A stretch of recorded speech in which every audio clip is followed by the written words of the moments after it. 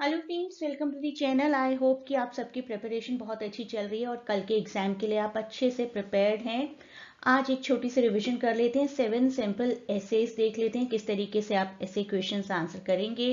With the help of 7 sample answers we will cover and try to revise the syllabus in short. आप सब जानते हैं कि MEG 01 के लिए 34 ऐसे क्वेश्चंस हैं, 82 पेजेस के एनालिसिस हैं, सभी ब्लॉक्स के 30 इंपॉर्टेंट एक्सट्रैक्ट्स हैं, किस तरीके से सॉल्व करने हैं, प्लस जून का सैम्पल पेपर है, जून का पूरा सॉल्व पेपर आपको मिलेगा, जून 2024 का। एंड अदर देन दैट जो हम आज कवर करें इसको भी मैं PDF में कन्वर्ट करके आप सबको प्रोवाइड कर दूंगी जिसने भी PDF पैकेज ऑप्ट किया है। ऐसे क्वेश्चंस के लिए आप किस तरीके से शुरुआत करेंगे। Pattern should be introduction of the poetry and the writer. कब वो पोइट्री लिखी गई थी अगर आपको याद है तो बहुत ही अच्छा रहेगा, और राइटर का बर्थ ईयर, डेथ ईयर और इम्पोर्टेंट कुछ पॉइंट्स राइटर के बारे में अभी वीडियो में शॉर्ट में कवर करेंगे जो PDF में आपको प्रोवाइड करूंगी। वहां पर सभी कुछ थोड़ा थोड़ा डिटेल्ड है, उसको आपको एक्सपैंड करना है अब अपनी अंडरस्टैंडिंग के हिसाब से। मैंने PDF में भी थोड़ा शॉर्ट ही रखा है, not exactly the way you are suppose to write in exam, लेकिन आप उसको एक्सपैंड आराम से कर पाएंगे। वर्ड लिमिट्स के बारे में मैंने बहुत बार बात की है। आपको 20 मार्क्स के पेपर के लिए 5 पेजेस फिल करने चाहिए। डिस्क्रिप्शन दीजिए इंट्रोडक्शन के बाद, और लास्ट में जो भी आपको क्वेश्चन पूछा गया उसका एक शॉर्ट कंक्लूजन दे दीजिए। इस तरीके से अपना क्वेश्चन करिए, पोएट को इंट्रोड्यूस करिए, वर्क को इंट्रोड्यूस करिए, पोएट का थोड़ा सा बैकग्राउंड, अगर कोई और इम्पॉर्टेंट वर्क आपको याद है तो वो मेंशन कर दीजिए। पोइट्री के टाइटल की सिग्निफिकेंस अगर आपको पता चलती है तो वो मेंशन कर दीजिए, जैसे लिसिडास नाम क्यों दिया गया है, प्रिल्यूड नाम क्यों दिया गया है, दैट कैन बी मेंशनड। एपिथेलेमियन का मतलब क्या है, दैट कैन बी मेंशनड। अगर आपको बहुत क्लियर है ना टाइटल का कंसेप्ट तो कर दीजिए मेंशन। पोइट्री की पूरी थीम की पोइट्री सोनेट की फॉर्म में है या ओड की फॉर्म में है, तो फॉर्म अगर आप जानते हैं तो ज़रूर मेंशन करिए। की थीम्स मेंशन कर दीजिए पोइट्री की। सोनेट, एलिजी फॉर्म के बारे में तो आप मेंशन करेंगे ही। उसके बाद जो भी आपको क्वेश्चन पूछा गया है, सपोज आपको पूछा गया है कि एक पोइट्री में इमेजरी किस तरीके से यूज़ की गई है, तो उसके एग्जाम्पल्स दीजिए, स्पेसिफिक एग्जाम्पल पोइट्री की थीम में जो भी आपको उस पर्टिकुलर क्वेश्चन से रिलेटेड नज़र आ रहे हैं वो आपको प्रोवाइड करने हैं, और उसके बाद अपने पूरे एनालिसिस को समराइज कर दीजिए। तो बेसिक क्या हुआ, introduction, theme and key examples and conclusion. जैसे कि ये क्वेश्चन देखते हैं, चौसर जी का art of portrayal in general prologue, किस तरीके के कैरेक्टर्स दिखाए बेसिकली ये हमें बताना है। सेम आंसर होगा, पिलग्रिम का टूल उन्होंने क्यों यूज़ किया। तो सोसाइटी के अलग अलग स्ट्रेटा से अलग अलग पर्सनालिटीज दिखाना चाहते थे, that was the main purpose. Example आप दे सकते हैं नाइट का, वाइफ ऑफ बाथ का, नन्स प्रीस्ट का, किस तरीके के कैरेक्टर्स के क्या क्या कैरेक्टरिस्टिक दिखाए गए। नाइट को शिवेलरिक दिखाया गया है, बहुत ब्रेव दिखाया गया with courage and humility. Wife of bath को बहुत कॉन्फिडेंट इंडिपेंडेंट वुमेन दिखाया गया जिन्होंने मल्टीपल मैरिजेस की थी। तो सोसाइटी किस तरीके से चल रही थी और उस सोसाइटी के अलग अलग अलग रिप्रेजेंटेटिव्स थे। चौसर पोर्ट्रेट करते हैं मेडिवल सोशल टाइम पर किस तरीके से सोसाइटी वाज फैब्रिकेटेड, किस तरीके के ह्यूमन बींग्स थे, किस तरीके का डिवीजन था सोसाइटी में। Everything is told with the help of different characters used by Chaucer. 3 sonnets हैं आपके स्पेंसर जी के, सोनेट 34, 67 एंड 77। तो एमोरेटी के बारे में अगर कोई क्वेश्चन पूछा जाए, कंबाइंड लीग की एमोरेटी की थीम बताइए, एमोरेटी में इमेजरी किस तरीके से यूज़ की गई है, तो यही आंसर आप लिख सकते हैं। पहले स्पेंसर जी के बारे में बताइए, उनके लाइफ स्पैन के बारे में। इंग्लिश रेनेसांस टाइम के बहुत ही बेहतरीन पोएट थे, very popular for writing fairy queen. Amoretti का इंट्रोडक्शन दीजिए। 89 सोनेट्स आपका काफ़ी स्पेस तो इंट्रोडक्शन में कंज्यूम हो जाएगा, and that will beautify your answer too. उसके बाद आप दिखाइए कि हर सोनेट में किस तरीके की इमेजरी उन्होंने यूज़ की है। यहाँ पर उन्होंने 34 में शिप के बारे में बताया, अपने आप को शिप से कंपेयर किया है, और अपनी लवर को, एलिजाबेथ जी को, स्टार से कंपेयर किया गया। 67 में अपने आप को एक हंटर बताया है और एलिजाबेथ जी को एक डियर बताया है, जो कि हंटर जो कि डियर का पीछा कर रहा है, डियर हिज लवर। 77 में लव को डिस्क्राइब किया गया कि लव एक ऐसी चीज है जो कि बहुत ही सेंसरी है अपने आप में, everyone wants to have it. हर कोई उस प्यार को पाना चाहता है और एक तरीके से प्यार की फॉर्म में सबके स्ट्रगल्स चल रहे हैं। हर कोई प्यार को इतना ज़्यादा पाना चाहता है, बीट फिजिकल और बीट इमोशनल अटैचमेंट, हर कोई इमोशंस और स्पिरिचुअल कनेक्टिविटी की तलाश में है। That is said in sonnet 77। इसके बाद आपको क्वेश्चन लिसिडास से आ सकता है। मिल्टन की पोइट्रीज में से कहीं से भी क्वेश्चन आ सकता है। मिल्टन जी के बारे में थोड़ा सा लिखिए। पैराडाइज लॉस्ट जो कि उन्होंने 1667 में लिखा था, उसके लिए सबसे ज़्यादा पॉपुलर हैं। लिसिडास एक पेस्टोरल एलिजी है। एलिजी का मतलब होता है something written in memory of someone recently deceased.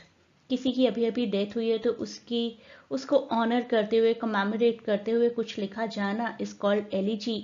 और पेस्टोरल का मतलब होता है रूरल एरियाज का रिप्रेजेंटेशन। तो पेस्टोरल भी हमारी पोइट्री रूरल एरियाज की, नेचर की भी बात करते हैं, शेपर्ड्स की भी बात होती है, और एलिजी तो है ही फॉर लिसिडास। तो Lycidas figure is symbolic of Edward King, who was a very good friend of John Milton and he died. Poetry blend करती है क्लासिकल रेफरेंसेस को, रिवर की बात करती है, म्यूजिक की, गॉड्स की, क्रिश्चियन थीम्स की अगर बात करें तो सेल्वेशन की, इटर्नल लाइफ की, लाइफ आफ्टर डेथ की बातें की जाती हैं। एडवर्ड जी की डेथ को एक मैथोलॉजिकल ट्रेडिशन से एसोसिएट किया जाता है, जिसमें दिखाया गया है कि कोई बात नहीं, there is an after life and that after life is actually the real divine justice and there we attain immortality. तो ये सभी क्रिश्चियन थीम्स है। मरने के बाद क्या होगा, सबको अपने अपने कर्मास के हिसाब से कुछ ना कुछ मिलेगा। तो मिल्टन ने मर्ज की हैं क्लासिकल लिटरेरी थीम्स, जिसमें कि रिवर को, नेचर को, म्यूजिक को इवोक किया गया, उसके साथ ही क्रिश्चियन बिलीफ जिसमें डेथ, लाइफ इन हेवन की बातें की गई हैं। रोमांटिक पोएट के ब्लॉक से आपको प्रिल्यूड का क्वेश्चन आ सकता है, एस.टी. कॉलरिज के क्वेश्चंस आ सकते हैं, विलियम ब्लेक के क्वेश्चंस आ सकते हैं। एक क्वेश्चन एज अ सैंपल हम देख लेते हैं। Growth of poets mind subtitle क्यों है ये द प्रिल्यूड का, which was published in 1850, the same year Wordsworth ji did die. One of the founding poets of romantic moment along with S T. Coleridge, I say, और उनकी autobiographical poetry माना जाता है prelude को, जो कि एक्सप्लोर करती है कि किस तरीके से एक पोएट का माइंड डेवलप होता है, अपने आसपास के नेचर से किस तरीके से इंस्पिरेशन लेता है। स्लोली एंड स्टेडली एक छोटा सा बच्चा अपने आसपास के एनवायरनमेंट को लेकर कैसे फिलोसॉफिकल होता जाता है, चाइल्डहुड से जब तक अडल्टहुड आता है। The poet is shaped by nature and life experiences. That is why growth of a poet's mind. तो पोइट्री एम्फेसाइज करती है कि नेचर नर्चर करता है, एक्चुअली क्रिएटिव बनाता है किसी पर्सन को, इंटेलेक्चुअल ग्रोथ में हेल्प करता है और एक रियल पोएट बनाता है किसी भी पर्सन को। इन दी एंड यू शुड राइट कि वर्ड्सवर्थ जी ने एक्सप्लोर किए हैं पर्सनल एक्सपीरियंसेस अपनी पोइटिक आइडेंटिटी को इन्फ्लुएंस करते हुए। किस तरीके से उन्होंने खुद बताया है पूरी पोइट्री में कि मेरे पर्सनल एक्सपीरियंसेस, मेरे walking tours and going to some rural places have helped me out to become a poet. Robert Browning, Porphyria's lover, काफी अच्छी पोइट्री है, आसान पोइट्री है। प्लॉट हो सकता है किसी को पसंद आए, किसी को नहीं आए, but to understand it is good. तो काफी चिलिंग पोर्ट्रेयल पूरी पोइट्री में उन्होंने प्रोवाइड किया है ऑब्सेशन और मैडनेस का। एक स्पीकर हैं जो कि मेल लवर दिखाए गए हैं, किस तरीके से उन्होंने अपनी फीमेल लवर को मार दिया है recently to stop the time there and then only.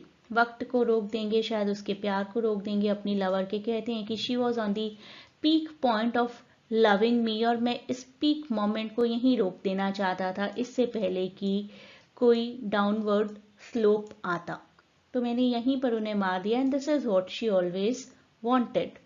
तो एक पर्सन मर्डर करके कितनी कामली बात कर रहा है, revealing his obsession and madness. तो ब्राउनिंग जी ने एक्सप्लोर की है थीम पावर की, कंट्रोल की, डार्कर साइड ऑफ लव की। प्यार is not only about living with someone, but it can also be about killing someone. Instability हमें नज़र आती है, पोसेसिवनेस नज़र आती है। स्पीकर की पोएम पूरी तरीके से एग्जामिन करती है कि किस तरीके से डिस्ट्रक्टिव नेचर होता है ऑब्सेसिव लव का, सिर्फ लव का नहीं, ऑब्सेसिव लव का, और कॉन्सिक्वेंसेस क्या क्या हो सकते हैं if somebody is not trying to be in love but trying to be the owner in love. तो किसी को अगर आप ओन करना चाहोगे तो that will become destructive. W B Yeats ji की पोइट्री सेलिंग टू बिजेंटियम 1927 की पोइट्री है। यीट्स खुद बहुत ही अच्छे मॉडर्निस्ट पोएट थे, आयरिश पोएट, और sailing to Byzantium, Lapis Lazuli, Adam's curse, no second Troy, the second coming, ऐसी बहुत सी पोइट्रीज के लिए जाने जाते हैं। सेलिंग टू बिजेंटियम उनकी ओल्ड एज में लिखी गई एक पोइट्री थी जिसमें उन्होंने कंटेम्पलेट किया है कि किस तरीके से the youth is not permanent. तो लाइफ टेम्परेरी है लेकिन आर्ट परमानेंट है, दैट हैज बीन टोल्ड। आज हम उन्हीं की लिखी हुई एक पोइट्री पढ़ रहे हैं ना, he is not there, he died in 1939 but his poetry, that art sailing to Byzantium, is still alive. तो स्पीकर डिस्कनेक्टेड फील कर रहे हैं कि ये दुनिया एजिंग लोगों के लिए अब नहीं बची है, and he wants to get some kind of eternity in art. Byzantium को एक आर्टिस्टिक प्लेस दिखाया गया है। यीट्स कॉन्ट्रास्ट करते हैं कि किस तरीके से फिजिकल वर्ल्ड अब डीके हो रहा है और आर्ट की पावर जो है ना वो शायद बनी रहेगी, लेकिन आर्टिस्ट इस दुनिया से जा सकता है। Art goes beyond the limitation of age and death. That is the basic theme of this poetry.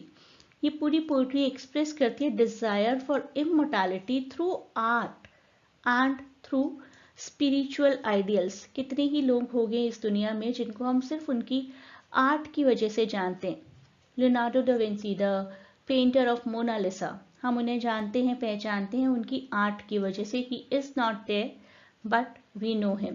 There are so many people whom we have never met, never are going to meet in future, लेकिन हम उनको जानते हैं because of some creative work done by them. Philip Larkin ji का question आ सकता है कि किस तरीके से लाइफ के कॉमन प्लेसनेस को उन्होंने सेलिब्रेट किया। अगर उनकी पोइट्री देखें, पहले तो आप इंट्रोडक्शन तो लिखेंगे ही, किस तरीके की पोइट्रीज लिखते थे, लाइफ स्पैन ज़रूर लिखेंगे। चर्च गोइंग की अगर बात करें तो उसमें उन्होंने कंटेम्पलेट किया है कि फ्यूचर में चर्चेस की शायद कोई इंपॉर्टेंस ना रहे। पूरी पोइट्री में यही कंटेम्पलेट करते हैं, लेकिन लास्ट में रिकॉग्नाइज करते हैं कि नहीं, चर्चेस की सिग्निफिकेंस बनी रहेगी क्योंकि there are so many questions which science can not answer. मरने के बाद हम कहाँ जाएंगे, पैदा होने से पहले हम कहाँ थे, so many things are hidden in nature and can be questioned only, can be answered only by religion. एक और पोइट्री है टोड, जिसमें उन्होंने मेटाफोरिकली टोड का इस्तेमाल किया है बर्डन्ड लाइफ दिखाने के लिए। हर ह्यूमन बीइंग की लाइफ बर्डन्ड है, 9 to 5 जॉब्स बहुत बर्डन्ड है, या किसी भी तरीके की जॉब, हमेशा एक बर्डन हमारे सर पर, एक स्ट्रेस हमारे सर पर सवार रहता है। तो लाइफ की अनप्लेजेंट रियलिटीज उन्होंने टोड पोइट्री में दिखाई है, जिससे कोई भी ऐसा पर्सन एसोसिएट कर पाएगा आराम से जो कि एक 9 to 5 की जॉब कर रहा है, लाइफ में किसी भी तरीके का एक इटर्नल स्ट्रगल कर रहा है। तो लार्किन जी हमेशा ही अपनी पोइट्रीज में कॉमन मैन की लाइफ को, ऑर्डिनरी एक्सपीरियंसेस को सेलिब्रेट करते आए हैं। Good luck to everyone. You may join the session for June exams and prepare very well for your upcoming examinations.